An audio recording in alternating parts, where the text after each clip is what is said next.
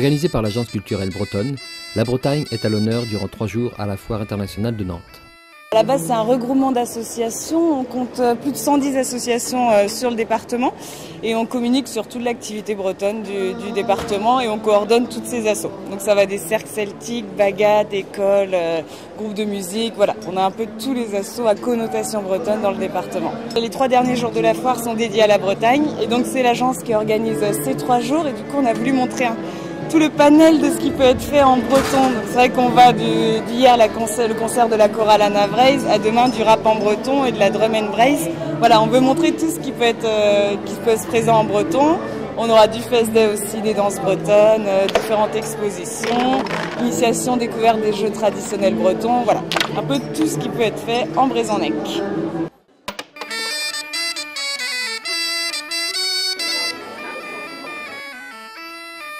Outre des animations, des expos et des spectacles, cette fête de la Bretagne permet aussi de découvrir différents savoir-faire.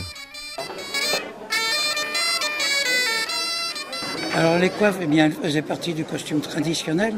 Autrefois, toutes les femmes portaient une coiffe à travers toute la France.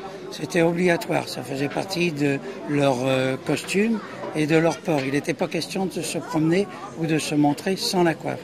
Alors nous possédons une collection de coiffes du pays nantais, datant de la fin du 19e, début du 20e siècle, et nous présentons au public cette collection de coiffes du pays nantais, une petite partie puisqu'il y avait une coiffe différente par paroisse, et nous faisons aussi la restauration devant le public des coiffes du pays nantais. D'autres talents de la culture bretonne sont à l'honneur, avec notamment Hervé Lossec, invité de marque.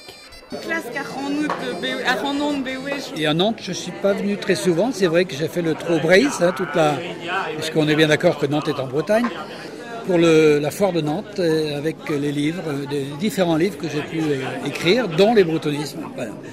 Les bretonismes, ce sont les expressions ou les tournures de phrases ou les syntaxes qui sont passées du breton dans le français.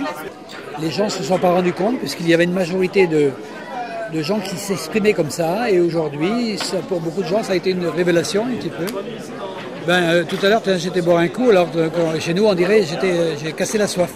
Pour casser la soif, on boit un coup. Casser la soif, c'est de traduction littérale du breton. Et voilà des expressions qui sont imagées et aussi percutantes. C'est normal qu'elles vivent en notre français. Et soyez fiers de vos bretonismes. Place était faite aussi à l'actualité avec des militants de la réunification.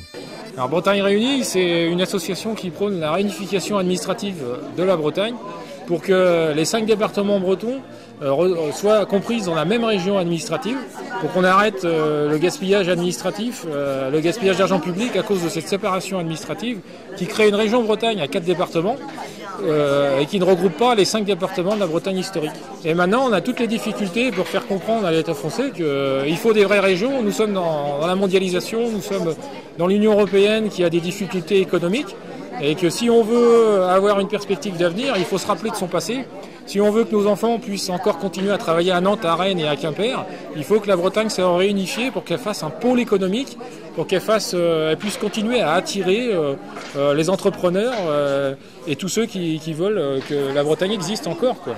Donc je ne vois pas pourquoi l'État français persiste à nous maintenir des découpages administratifs qui empêchent les gens de Loire-Atlantique de se dire pleinement bretons. Ça ne respecte pas l'identité de la ville de Nantes, qui était la cité des Ducs de Bretagne. Ça ne respecte pas l'identité des 1 400 000 habitants de Loire-Atlantique. Si la Bretagne vous manque déjà, rendez-vous le 19 mai prochain à Nantes, place de la Petite Hollande, pour la grande tablée bretonne.